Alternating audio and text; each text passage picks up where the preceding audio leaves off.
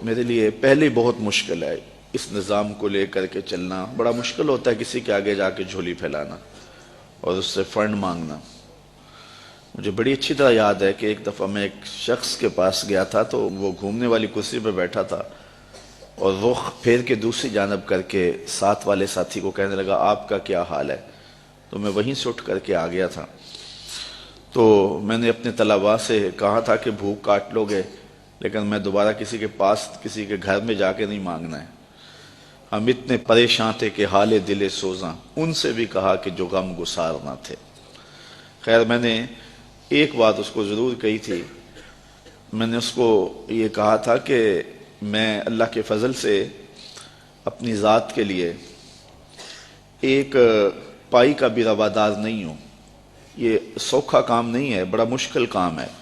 میں اس پورے مجمع میں کہہ رہا ہوں, پوری دنیا میں کہتا ہوں کہ کوئی ایک شخص بھی اٹھ کر کے میرا طلب کرنا تو دور کی بات ہے, میرے رویے کا لالچ بھی بتا دے تو میں دین کا کام کرنا چھوڑ دوں گا. میرے رویے کا لالچ بھی کوئی بتائے, یہ چھوٹی بات نہیں ہے, بہت بڑی بات ہے. میرے والد گرامی نے مجھے جو وصیت کی تھی وہ یہ تھی کہ بیٹے دین کو کاروبار نہیں بنانا.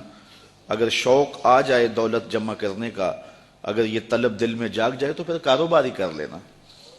آپ کو اللہ نے ہاتھ پاؤں دیے ہیں, کوئی کاروبار کر لینا, دکان پہ بیٹھ کے رزق کما لینا.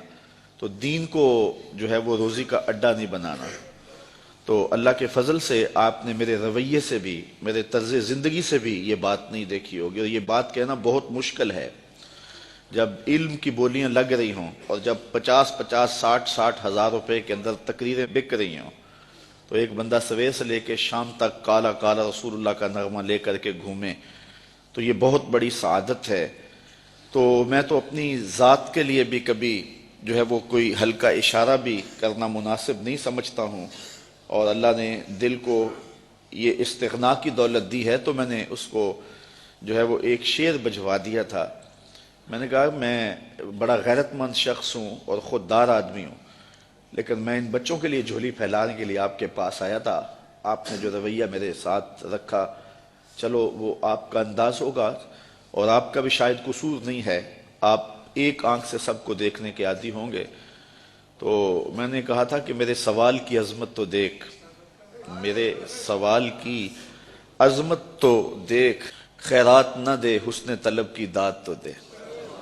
میں نے کہا یہی دیکھتا کہ ایک شخص کس طرح تیرے پاس آیا ہے. خیر اللہ تعالیٰ جل شانہ کی بارگاہ میں ہم نے دعا مانگی تھی کہ مالک ہمیں کسی کا محتاج نہ کرنا. یہ سلسلہ جو آپ کے سامنے ہے انشاءاللہ یہ بہت جلد پایا تکمیل تک پہنچے گا. میرے عزیز نے بات کی, آج سے 4 ماہ قبل کی بات ہے, کہ ایک پراپیگنڈا کے طور پہ پورے شہر میں یہ بات پھیلا دی گئی کہ یہ جگہ جو ہے یہ بیچ کے کھا گئے ہوئے ہیں. تو مجھے افضل کہنے لگا, میں جمعہ پڑھانے کے لیے منبر کی جانب جا رہا تھا, تو مجھے کہنے لگا کہ آج جمعے میں آپ نے وضاحت کرنی ہے کہ جگہ ہم نے نہیں بیچی ہے, یہ محض پراپیگنڈا ہے. تو میں نے اسے کہا کہ مجھے بتانے کی ضرورت نہیں ہے, حالات آئیں گے تو وقت خود بولے گا. تو یہ ہم کس کس کی صفائیاں دیتے پھرے, لوگ ہمیں گالیاں نہیں دیتے, لوگ کیا کچھ نہیں کہتے ہیں. تو جو کسی کے من میں ہے وہ کیا, کسی نے کہا نصیب اپنا اپنا مقام اپنا اپنا, کیے جاؤ میں خارو کام اپنا اپنا. اب تو لوگوں کا محبوب مشغلہ بن گیا ہے ہمیں چھیڑنا, ہمیں تکلیف دینا, ہمیں اذیت پہنچانا. یہ ایک آپ کے شہر میں ایک شخص آ کر کے بڑی لمبی زبان سے یہ بات کر کے گیا ہے کہ رضا ثاقب نے تو دین کی لوٹ سیل لگا دی ہوئی ہے اور وہ دہائی دیتا پھرتا ہے کہ پانڈے کلی کرا لو, مفت تقریراں کروا لو.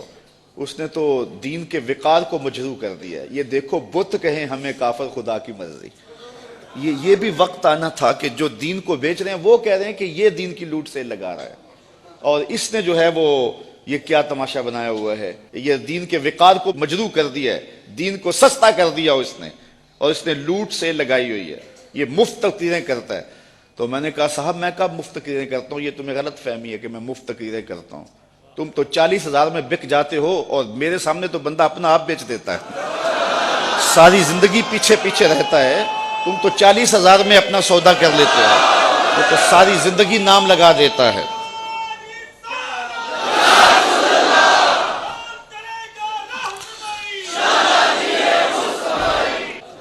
میں نے کہا تم تو 40,000 میں بکتے ہو لیکن لوگ جانے بھی دے دیتے ہیں اور کہتے ہیں یہ ابھی بیانہ ہے، ابھی قیمت تو باقی ہے۔ تو میں نے کہا کون کہتا ہے کہ ہم مفت تقریریں کرتے ہیں؟ یہ سازش ہے کہ ہم مفت تقریریں کرتے ہیں۔ لوگ تو اپنی جان بھی وارنے کے لیے تیار ہیں۔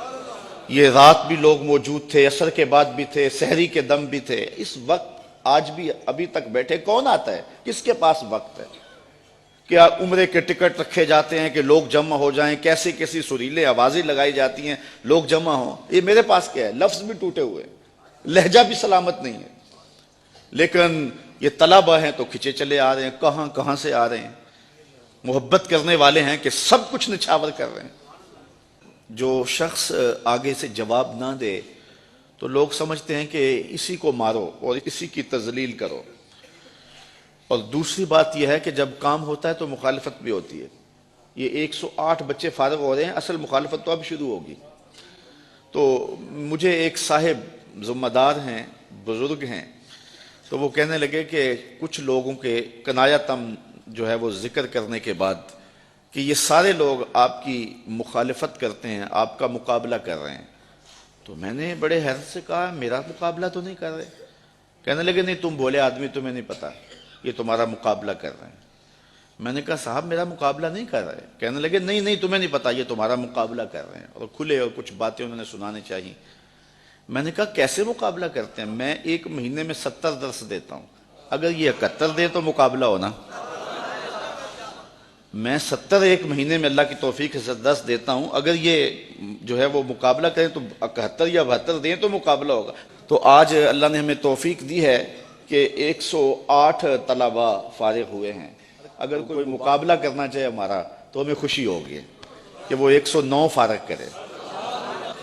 کاش کہ ایسے مقابلے کا ماحول پیدا ہو جائے۔ فاستبقوا الخیرات، اس مقابلے کی ترغیب تو رب نے بھی دلائی ہے۔ نیکی کے کاموں میں ایک دوسرے سے آگے بڑھنے کی کوشش کرو۔ کاش کہ اس طرح کے مقابلے کا ماحول پیدا ہو جائے تو یہ ہمارے لیے خوشی کی